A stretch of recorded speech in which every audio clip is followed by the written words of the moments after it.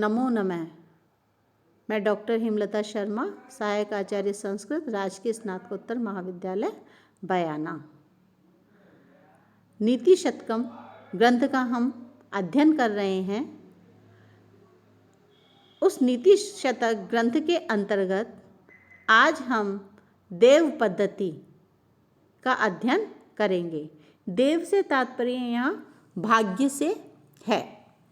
यहाँ कोई भाग्य को ही सर्वोपरि मानने वाला, पुरुषार्थ से भी बढ़कर भाग्य को मानने वाला, उसके विषय में कवि कहता है कि नेता यस्य बृहस्पति प्रहरणम वज्रम सुरा सैनिकः स्वर्गो दुर्गम अनुग्रह किल हरै ऐरावतो वारणः इति ऐश्वर्य बलान्वितो अपि बलभिद भग्नः परै संग्रे तद व्यक्तम ननु देवम एव शरणम धिक धिक वृथा पौरुषम।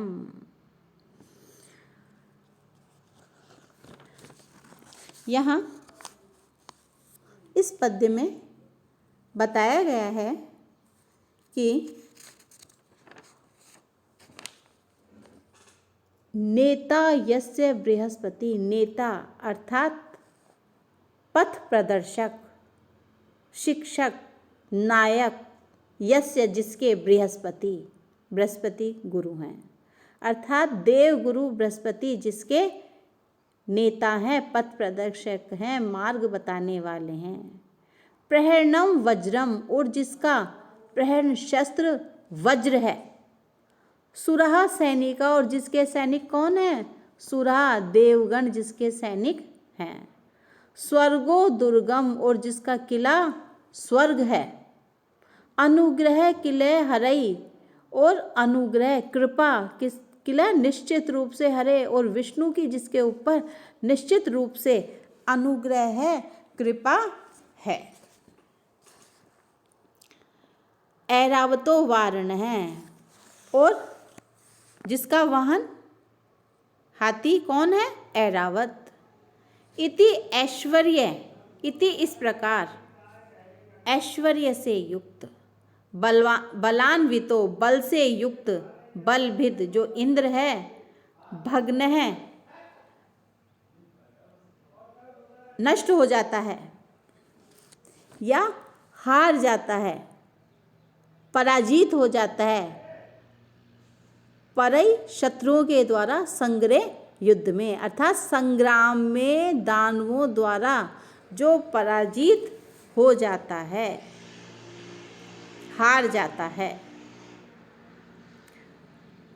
तद व्यक्तम, तो इससे व्यक्त होता है, ननु निश्चित रूप से, देवमेव अर्थात जो देव अर्थात भाग्य है वही क्या है? शरणम, उसका ही आश्रय लेना चाहिए। धिग धिग धिक्कार है, वृथा पौरुषम, व्यर्थ के पौरुष को, पुरुषार्थ को धिक्कार है। तो यहाँ इस पद्य में भाग्य के महत्व को दर्शाते हुए पुरुषार्थ का धिक्कारा गया है। यहाँ जो भाग्यवादी है वो ये कह रहा है कि भाग्य ही सर्वोपरि है, पुरुषार्थ तो व्यर्थ है, पुरुषार्थ की कोई शक्ति या कोई सामर्थ्य नहीं होता है भाग्य के आगे। होता वही है जो प्रदत्त है।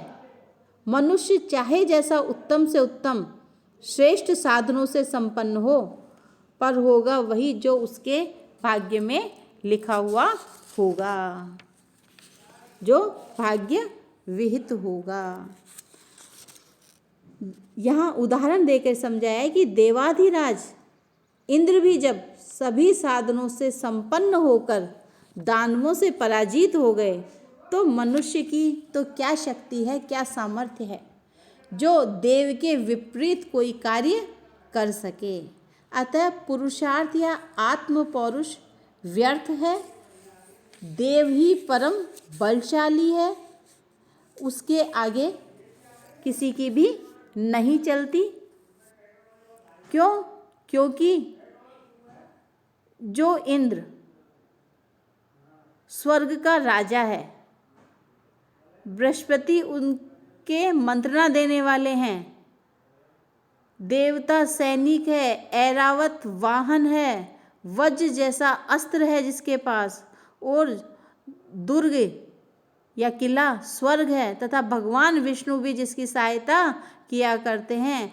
ये सब अद्भुत बल से संपन्न युक्त होने पर भी युद्ध में दानवों से विजय प्राप्त नहीं कर पाता, अर्थात दानव उस पर विजय प्राप्त कर लेते हैं।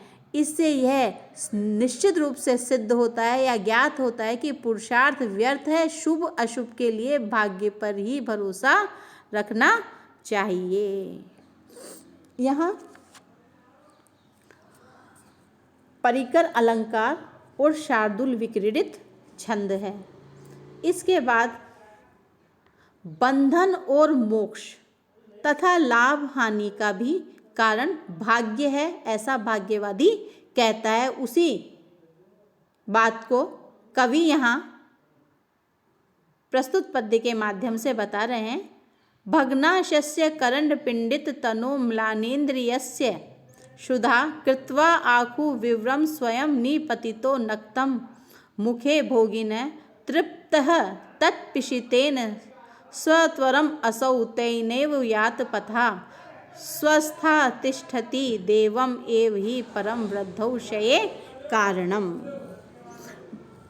भग्नाशस्य, भग्न यानी टूट गई है, आशस्य आशा, जीवन की आशा, जीवन जीने की आशा जिसकी टूट गई है, नष्ट भ्रष्ट हो गई है। करंड पिंडितो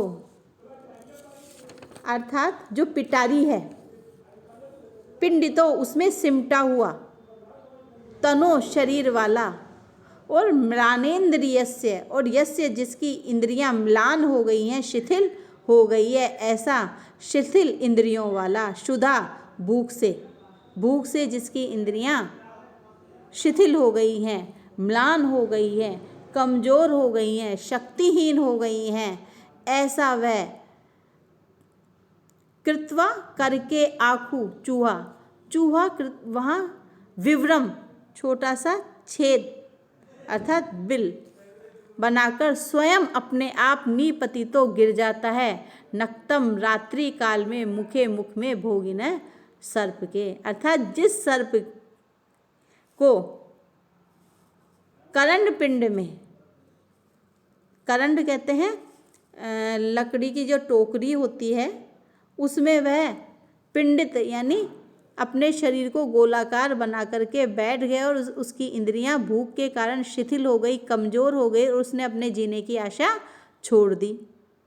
लेकिन उसी समय एक चूहा उस पिंड में, जो करंड है, उस करंड में छेद करके स्वयं वहाँ उस सर्प के मुख में गिर जाता है।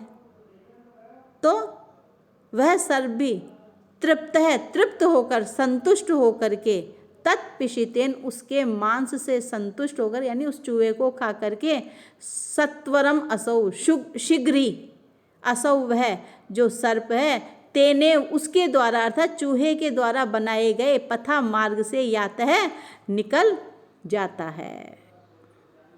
स्वस्था तिष्ठते, तो यहाँ कहा गया है हे स्थिर चित्त वालों निश्चिंत रहो।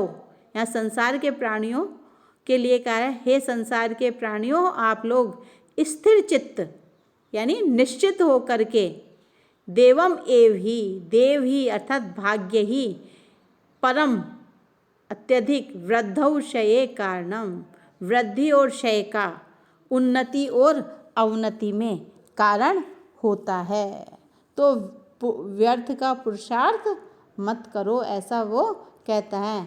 तो इस जो पद्य है इसमें भाग्य की महिमा को बताया गया है कि भाग्य यदि व्यक्ति का अच्छा हो तो वह सब कुछ प्राप्त कर लेता है, और यदि उसका भाग्य ठीक नहीं है तो वह कितना ही प्रयत्न कर ले उसे कुछ भी प्राप्त नहीं होता। भाग्य से मिलने वाली वस्तु को मनुष्य प्राप्त कर लेता है और भाग्यहीन को वह वस्तु प्रयत्न करने पर भी प्राप्त नहीं होती है।